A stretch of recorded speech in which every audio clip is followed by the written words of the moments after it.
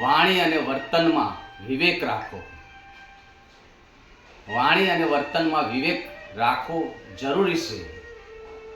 જીવનમાં બોલવામાં હોય કે પછી વર્તનમાં દરેક જગ્યાએ વિવેક રાખવો જરૂરી છે.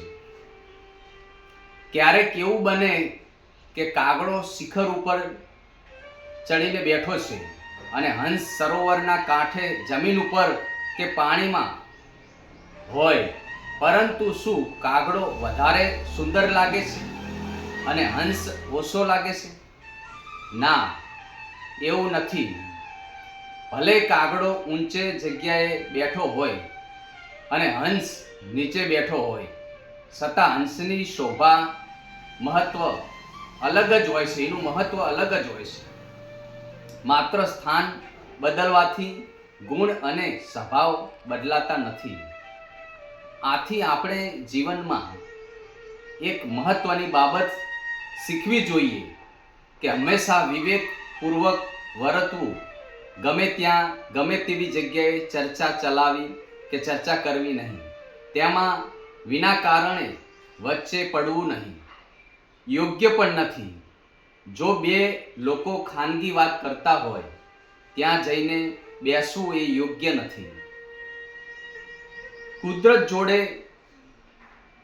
ભાડાનો આ કરાર કરીને આવેલા મનુષ્ય પૃથ્વી ઉપર આવીને પોતાના માલિક સમજે છે. પોતાના દરેક અનુભવથી શીખતા રહો, કેમ કે તમારી જિંદગીમાં ફેરફાર તમારા સિવાય બીજું કોઈ નથી કરી શકતું એવું કહેવાય છે. પણ કે હા, ભગવાનની કૃપા, માતાજીની દયા, ગુરુજીની મહેરબાની અને માતા પિતાની સેવાથી જરૂર ફેરફાર અને ફરક પડે છે. આ છે ભગવાન, માતાજી, ગુરુજી અને માતા પિતા.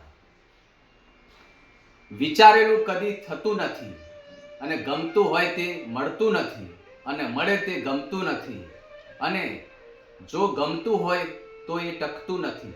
બસ આનું નામ જ જિંદગી છે. હસતા રહો, ખુશ રહો, દિલને કહો આઈ એમ ફાઇન. બાકી દુનિયા તો કાંઈ પડી નથી.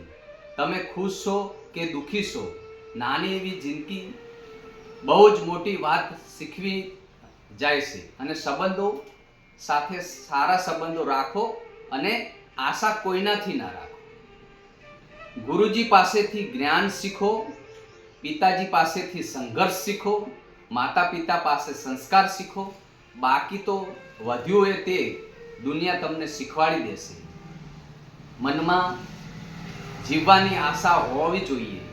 નસીબ બદલાય કે ના બદલાય, સમય ચોક્કસ બદલાય છે. હિસાબની લપ ન થાય એટલે તો ભગવાને બધાને ખાલી હાથે આવેલા અને ખાલી હાથે મોકલે છે. એટલે જ કહેવાય છે ખાલી હાથે મોકલે છે અને ખાલી હાથે પાછા લઈ લે છે. આ ભગવાનની કૃપા કહો કે મહેરબાની કહો કે જે તે કહો, આ વાણી, વર્તન અને વિચાર જરૂર સારા રાખો. જય માતાજી.